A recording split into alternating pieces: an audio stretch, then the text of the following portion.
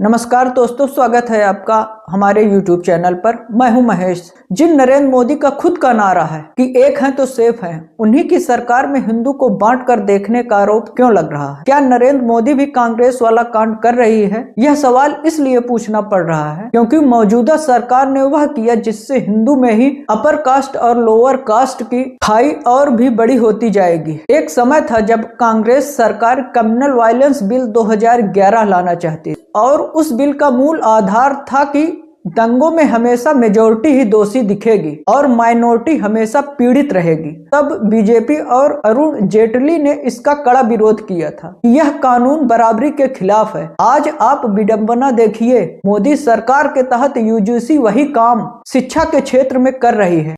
आरोप लग रहा है यहाँ भी पहले से मान लिया गया है कि प्रताड़ित करने वाला जनरल कैटेगरी का होगा और पीड़ित ओबीसी, एससी और एसटी कैटेगरी वाले ही होंगे।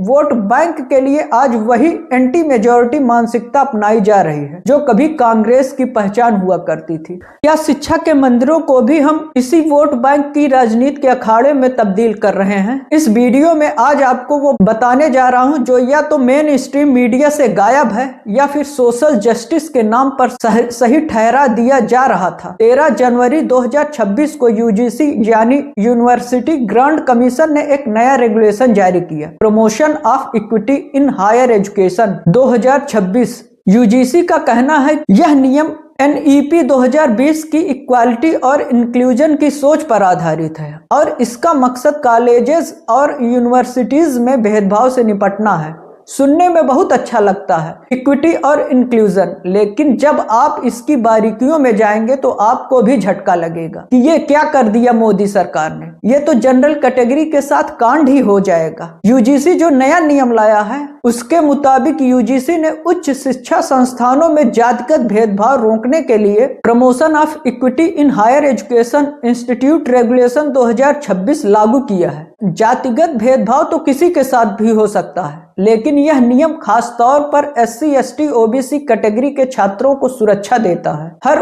उच्च शिक्षा संस्थानों में इक्विटी कमेटी का गठन करना जरूरी होगा। इसमें जनरल कैटेगरी के छात्रों के साथ होने वाले जातिगत भेदभाव को लेकर कोई जिक्र ही नहीं है, यानी सीधे सीधे एक तरीके से मान लिया गया है कि जनरल कैटेगरी वाला ही विलन होगा, एससी, एसटी और ओबीसी कैटेगरी वाला विक्टिम ही होगा। यह कौन सा न्याय हुआ? क्या तिलक तराजू और तलवार इनको मारो जूते चार जैसे नारे इस देश ने नहीं सुने हैं? क्या इस तरह की सोच इस देश में कभी हुई ही नहीं है? क्या यह जनरल कैटेगरी के छात्रों के साथ भेदभाव होने की गुंजाइश नहीं दिखाता है? फिर भी अगर जनरल कैटेगरी के छात्रों को कोई प्रोटेक्शन नहीं मिलता तो क्या एससी, एसटी और ओबीसी वोट बैंक के लिए यह सब नहीं हो रहा है? यूजीसी कहता है कि यह नियम भेदभाव को मिटाने के लिए है, लेकिन भेदभाव किसके साथ? नियम कहता है कि भेदभाव केवल एसटी, एससी, ओबीसी और इकोनॉमिकली वीकर सेक्शन और दिव्यांगों के साथ हो सकता है। यानी अगर किसी यूनिवर्सिटी कैंपस में किसी जनरल कैटेगरी के छात्र के साथ उसकी जात को लेकर अपमानजनक व्यवहार होता है तो यूजीसी की नजर में वह भेदभाव नहीं है। इस नियम में जेंडर की परिभाषा न्यूट्रल रखी गई है। पुरुष, महिला, थर्ड जेंडर तीनों को सुरक्षा दी गई, लेकिन जब बात कास्ट की आई तो यूजीसी की न्यूट्रलिटी गायब हो गई। क्या शर्मा सिंह और बनर्जी इन लोगों के सरनेम वाले छात्र भेदभाव का शिकार नहीं हो सकते? कार्रवाई की सिफारिश करेंगे। यानी अब कैंपस सिर्फ पढ़ाई की जगह नहीं बल्कि निगरानी और जांच का केंद्र भी बनता जा रहा है। आज के सोशल मीडिया के दौर में जहां ब्राह्मणवाद के नाम पर खुलेआम नफरत फैलाई जाती है, क्या उन्हें सुरक्षा की जरूरत नहीं है? जेएनयू जैसे देश के सबसे बड़े संस्थान में साल दर साल ब्राह्मणों गो back, Brahmin Baniya, we are coming for you के नारे जातिवादी नहीं हैं, लेकिन क्या यह एक रहोगे तो सेफ रहोगे वाली सरकार के लिए यह मुद्दा नहीं है? क्योंकि upper caste Hindu vote bank में तो गिना ही नहीं जाता है, वो तो बाय डिफॉल्ट बीजेपी को वोट देने वाला मान लिया गया है। अपर कास्ट किसी मंदिर से गवर्न नहीं होता,